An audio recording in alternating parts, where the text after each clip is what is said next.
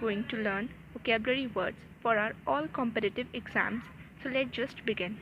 Our first word is gamut. G-A-M-U-T. Gamut, जिसका मतलब होता है रेंज यानी पहुँच, स्वर।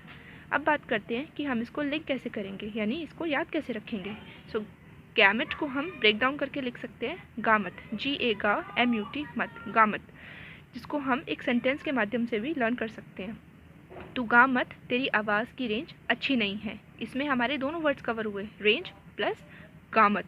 तो गामत, तेरी आवाज़ की रेंज अच्छी नहीं है, it's said to be gamut. Our second word is sinister, S-I-N-I-S-T-E-R, sinister, जिसका मतलब होता है अशुभ या बुरा, जिसको हम बोल सकते हैं सिनोनिम्स में बैड, ओमिनियस, थ्रेटनिंग। इसको हम ब्रेक डाउन कैसे करेंगे, सिनिएस्टर को, सिनी sister, it's said to be sinister. अब हम सेंटेंस से इसको कैसे याद रखेंगे, सिनी की सिस्टर ओमनियस यानी बैड है, तो यानी सिनी की सिस्टर ओमनियस यानी बैड है, तो it's said to be sinister. Let's move to our next word which is blandishment. Blandishment यानी चापलूसी या खुशामद करना, जिसको हम सिनोनिम्स में बोलते हैं फ्लैटरी या केजोल। इसका हम लिंक कैसे कर सकते हैं, यानी पहले तो हम इसके ब्रेकडाउन पे बात करेंगे। ब्लैंडिशमेंट यानी इसको ब्रेकडाउन कैसे करेंगे ब्लैंडिशमेंट का, दैट इज़ ब्लैंडी डिश। तो ब्लैंडी एक डिश होती है जिसको हम बोलते हैं ब्लैंडिश।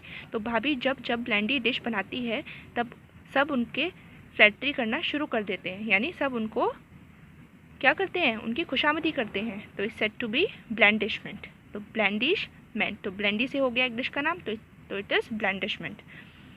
सो next word is somnambulist. Somnambulist, SOMNAMBULIST, somnambulist. Somnambulist यानी होता है जो रात को नींद में चलता है या दोपहर में भी नींद में चलता है, यानी कि जो स्लीप वॉकर होता है। इसका हम ब्रेक डाउन कर सकते हैं सबनेम, किसी के नाम से। तो सबनम को बुली मत करो, नहीं तो वो नींद में चल के आ जाएगी। यानी अगर हम कोई सबनम को हम बुली करेंगे, यानी बुली यानी उसको तंग करेंगे, तो वो क्या करेगी, नींद में चलकर आ जाएगी, तो it's said to be somnambulist. Our next word is blight. Blight किसका ऑपोजिट हम बोल सकते हैं, ब्लाइट, लाइट, या हम ऐसा भी कह सकते हैं कि ब्लाइट में बी साइलेंट है और लाइट, तो ऐसे भी हम इसको याद रख सकते हैं, जिसका मतलब होता है नुकसान यानी हानि, जिसको सिनोनिम्स में हम कह सकते हैं रुइन, डिस्ट्रॉय, स्पॉइल कर देना। अब इसका ब्रेकडाउन तो मैंने आपको पहले ही बता दिया है कि ब्लाइट को हम कैसे याद रख सकते हैं, लाइट से। तो लाइट ना आने के कारण हमारा करियर क्या हो जाएगा, डिस्ट्रॉय हो जाएगा, है ना। तो ऐसे भी हम इसको याद रख सकते हैं कि अगर लाइट नहीं होगी तो हमें नुकसान होगा, हम कोई भी चीज़ कर नहीं पाएंगे। तो ब्लाइट का जो एक वोकैब है उसको हम इस तरीके से याद रख सकते हैं। नेक्स्ट वर्ड इज़ कैलियस, CALLOUS, कैलियस, जिसका मतलब होता है निर्दयी यानी कठोर, which means unkind in English. अब इसका ब्रेकडाउन हम कैसे कर सकते हैं, कैलियस से तो हमारे माइंड में यही आ रहा है काला सा, एक प्रोनाउंसिएशन इसकी, तो हम इसको याद रख सकते हैं, उसको काला सा मत बोलो, वो अनकाइंड हो जाता है, ठीक है, यानी निर्दयी हो जाता है। अगर हम उसको चिढ़ाएंगे, काला सा बोलेंगे, तो वो अनकाइंड हो जाएगा, तो हम इसको काला सा से याद रख सकते हैं, कैलियस। Our next word is germane. Germane, GERMANE, germane यानी उचित। इंग्लिश में हम इसको और भी कैसे सिनोनिम्स इसके क्या याद रख सकते हैं, प्रॉपर, रेलेवेंट। जर्मन से तो हमें एक चीज़ याद आ रही है, जर्मनी।